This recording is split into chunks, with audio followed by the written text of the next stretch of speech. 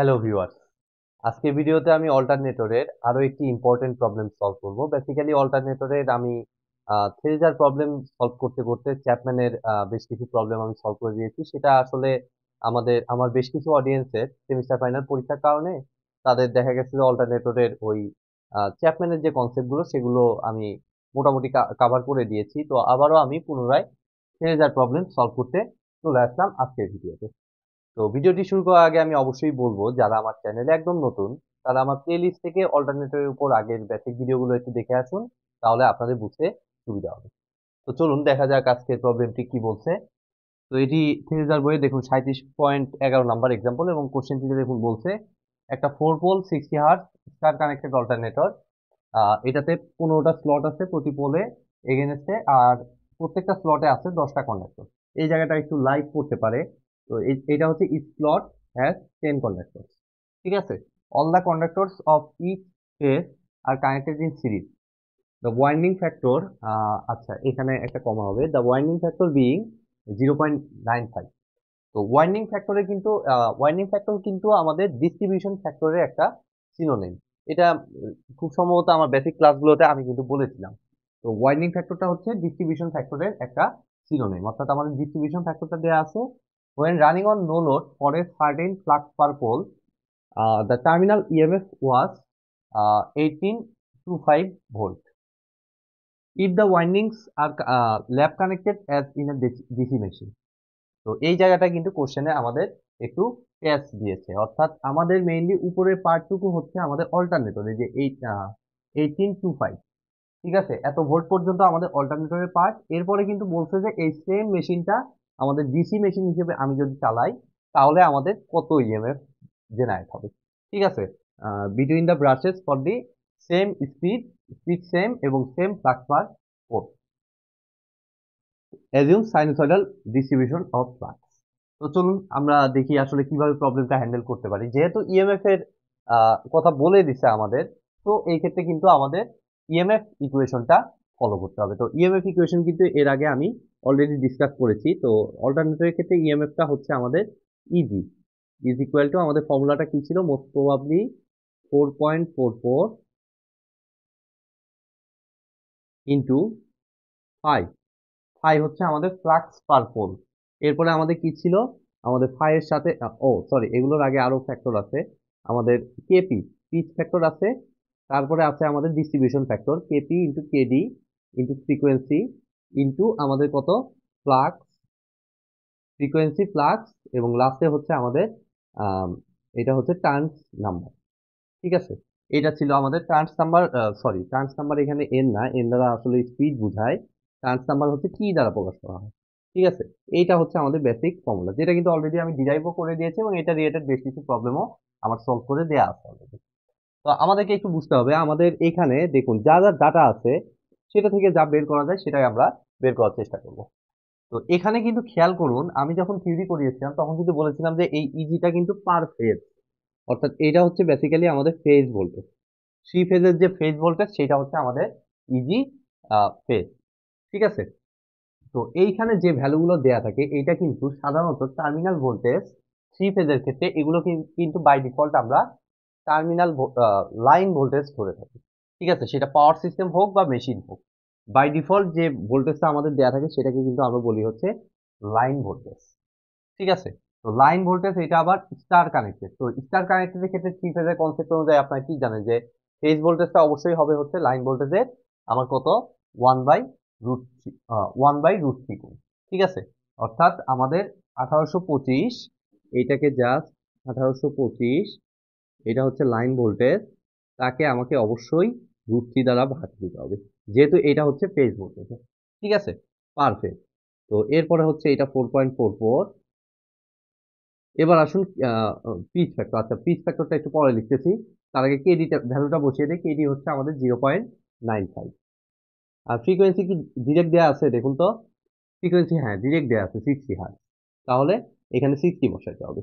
দেন হচ্ছে আমাদের flux, flux per পোলটা এটা আমাদের জানা নাই। ঠিক আছে, এখন আসুন পিচ ফ্যাক্টরটা আসলে কত বসাবো, টার্নস নাম্বারটা পরে বসাচ্ছি আমি।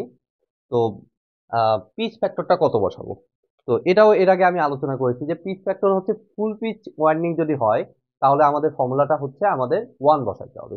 ঠিক আছে, আর শর্ট পিচ হইলে আমাদের ফর্মুলাটা হচ্ছে cos আলফা বাই 2। তো এখানে কিন্তু আমাদের এই আলফা, এই যে ল্যাগিং যে অ্যাঙ্গেলটা, এটা কিন্তু আমাদের সেইভাবে স্পেসিফিক করে কিন্তু কোথাও বলা নাই। ঠিক আছে, যে ল্যাগ করতেছে বা ধরুন যে 1 to 8 এই পর্যন্ত কানেক্টেড আছে, এরকম কোনো স্লটের ডিফাইন কিন্তু করা নাই। তার মানে আমাদেরকে বুঝে নিতে হবে যে এটা আসলে ফুল পিচ ওয়াইন্ডিং।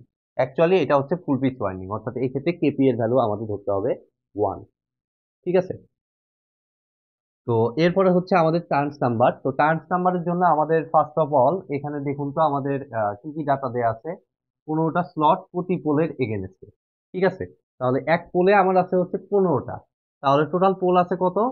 4টা পোল আছে। তাহলে টোটাল আমাদের স্লট হচ্ছে 15 ইন্টু 4।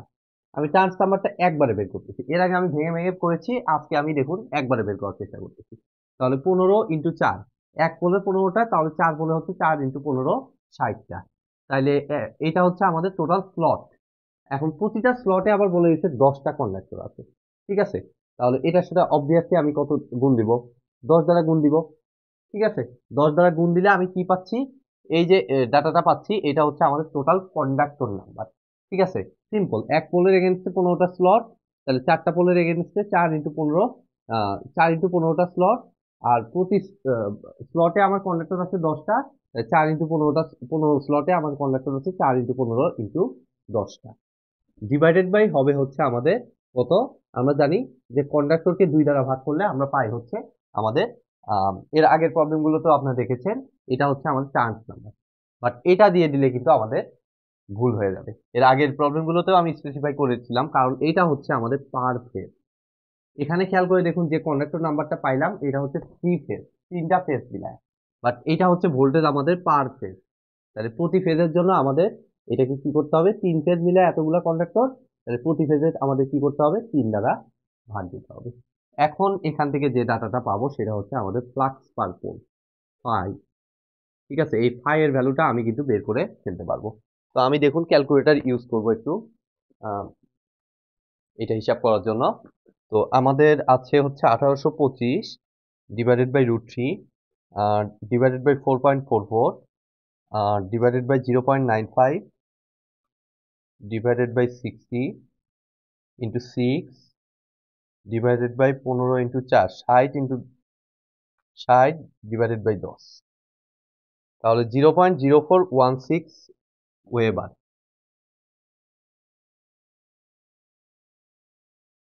এত ওয়েবার পার পোল, প্রতি পোলের অ্যাক্রসে আমরা সাধারণত এটাকে ধরে থাকি। ঠিক আছে, তাহলে ফ্লাক্স পার পোল কিন্তু অল্টারনেটরের জন্য আমরা পাইলাম। এবার আমাদেরকে সেম মেশিনকে আমাদের ডিসি মেশিনে কনভার্ট করে আমাদের দেখতে হবে ইএমএফটা কত আসতেছে।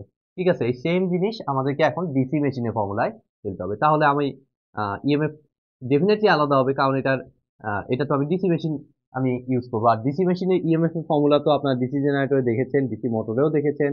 তো সেটা ফর্মুলাটা হচ্ছে actually pi Z N divided by 60 into P by A. Okay, তো দেখুন আমাদের ডিসি মেশিনের ক্ষেত্রে আমাদের ফর্মুলাটা হচ্ছে ইজি প্রাইম, আলাদা ভোল্টেজ ধরলাম আমি, ইজির জায়গায় ইজি প্রাইম ধরলাম, I Z N divided by 50 into P by A. এখন এখানে একটা ইস্যু হচ্ছে আমাদের স্পিডটা নিয়ে, এন স্পিডটা নিয়ে। তো এটা তো ডিসি মেশিন, তো কোশ্চেনে দেখুন বলেই দিচ্ছে আমাদের সেম স্পিড, অর্থাৎ অল্টারনেটরটা আমাদের যে স্পিডে ঘুরতেছিল সেম স্পিডে আমাদের ডিসি মেশিনটাও ঘুরবে। তো অল্টারনেটরটা আমরা জানি কি, যে আমাদের অল্টারনেটরটা আমাদের সিনক্রোনাস স্পিডে চলে, অর্থাৎ এই জায়গাটা আমি সিম্পলি এনএস, অল্টারনেটরে এনএস দ্বারা রিপ্লেস করতে পারি, বাট এনএসটা শর্ট হয়ে দেয়া নাই।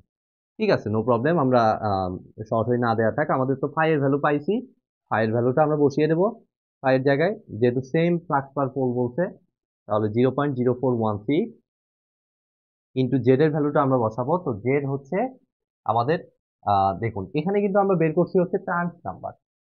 তো জেড বের করতে হলে এক স্টেপ কম, অর্থাৎ টার্নস নাম্বারের জেড, টোটাল জেড কে আমাদের 2 দ্বারা ভাগ করতে হতো। ঠিক আছে, যেটা আগে থেকেই আপনারা দেখে আসতেছেন। তো এটার ক্ষেত্রে জাস্ট আমাদের 15টা স্লট প্রতি পোলের এগেনস্টে, তাহলে এক পোলে 15টা, 4 পোলে হচ্ছে 15 ইন্টু 4, টোটাল হচ্ছে এতগুলা স্লট। এখন এক স্লটে কন্ডাক্টর আছে কয়টা? 10টা। তো এটা দ্বারা 10 দ্বারা গুণন দিলে আমাদের টোটাল কন্ডাক্টর বেরিয়ে আসবে। তো এখানে কিন্তু আবার 3 দ্বারা ভাগ হবে না, কারণ এটা তো আমাদের পার ফেজ ভোল্টেজ ছিল, যার কারণে আমাদের প্রতি ফেজে আমাদের কতগুলা কন্ডাক্টর সেটা টার্নস নাম্বার কন্ডাক্টরই বলা যায় একরকম, তো সেটা আমাদের বের করতে হতো। বাট এখানে তো টোটালটাই আমাদের বের করতে হবে, কারণ ডিসি মেশিনে তো আর ফেজ তো একটাই, টোটালটা। তো টোটাল ইয়েটা আমাদের এখানে হিসাব হবে। তো এই জায়গায় কিন্তু অনেক সময় ভুল হয়ে যায়, এটা একটু খেয়াল রাখবেন আপনারা। তারপরে হচ্ছে আমাদের এনএস। তো এনএস এর ফর্মুলা হচ্ছে আপনারা সবাই জানেন 120 f/p। তো 120 f হচ্ছে আমাদের ফ্রিকোয়েন্সি কত, 60 হার্জ। তো 120 × 60 / পি হচ্ছে কত, 4 তাহলে 4 দ্বারা ভাগ, দেন নিচে একটা 60 আছে, আর এই সাইডে আবার পি, পি এর ভ্যালু হচ্ছে 4, আর এ হচ্ছে নাম্বার অফ প্যারালাল পাথ। তো ল্যাব কানেক্টেড বলে দিচ্ছে। তো ল্যাব কানেক্টেড এর ক্ষেত্রে আপনারা ডিসি জেনারেটর থেকে দেখে আসতেছেন যে পোল এবং পি এবং এ এর ভ্যালু অলওয়েজ সমান হয়, আর শর্টকাটটা হচ্ছে এই যে লাস্টে এ আর পি আছে, তার মানে আপনি বুঝে নেবেন পি ইজ ইকুয়াল টু এ। ঠিক আছে। তো আমাদের এইখানে পোল যেহেতু 4, এ এর ভ্যালু আমাদের অবশ্যই হবে 4, আর ওয়েব কানেক্টেড হলে অবশ্যই এ এর ভ্যালু অলওয়েজ আসে হচ্ছে 2, আর পি এর ভ্যালুটা যা দেওয়া থাকবে সেই অনুযায়ী ক্যালকুলেশন করতে হবে। তাহলে এটা জাস্ট আমরা ক্যালকুলেটর বসিয়ে দিলেই আমাদের ডিসি জেনারেটরের ক্ষেত্রে, আমাদের ডিসি মেশিনের ক্ষেত্রে আমাদের যেটা বের হয়ে আসবে। তো আমি দেখুন ক্যালকুলেটর বসাচ্ছি, 0.0416 into 15 into 4 into 10 divided by 4 into 120 into 60 divided by 60, আর এটা তো কাটা চলে যাবে, তাহলে 748.8,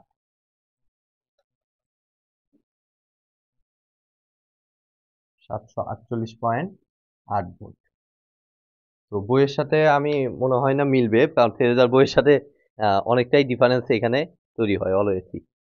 তো এখানে দেখুন আমাদের রেজাল্ট দেয়া আছে হইল 19.97।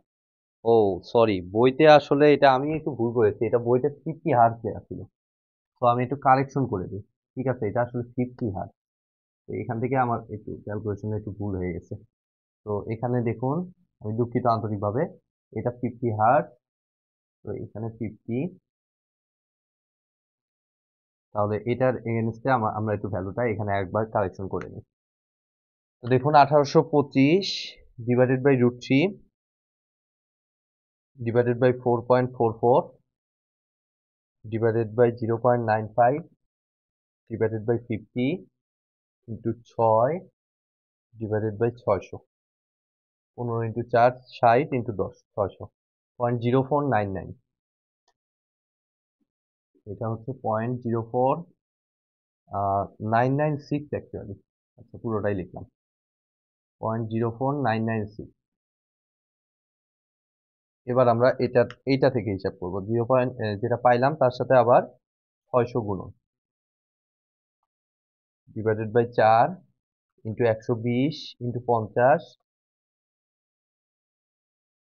ডিভাইডেড বাই 60, তাহলে 749.4। এবার ঠিক আছে পুরোপুরি। তারপরও বইয়ের সাথে পুরোপুরি মিললো না, বইতে 750 দেয়া আছে। ঠিক আছে, এইটুকু ডিফারেন্স দশমিকের কারণে হতে পারে। 406 ভোল্ট। আমি অ্যাবসোলিউটটা আমি এখানে লিখে দিলাম। তো আজকের মতো ভিডিওটি আমি এখানেই শেষ করছি। ভিডিওটি যদি ভালো লেগে থাকে অবশ্যই ভিডিওতে একটি লাইক দিবেন, বন্ধুদের সাথে বেশি বেশি শেয়ার করবেন, আর চ্যানেলে নতুন হয়ে থাকলে অবশ্যই চ্যানেলটি সাবস্ক্রাইব করবেন। ধন্যবাদ।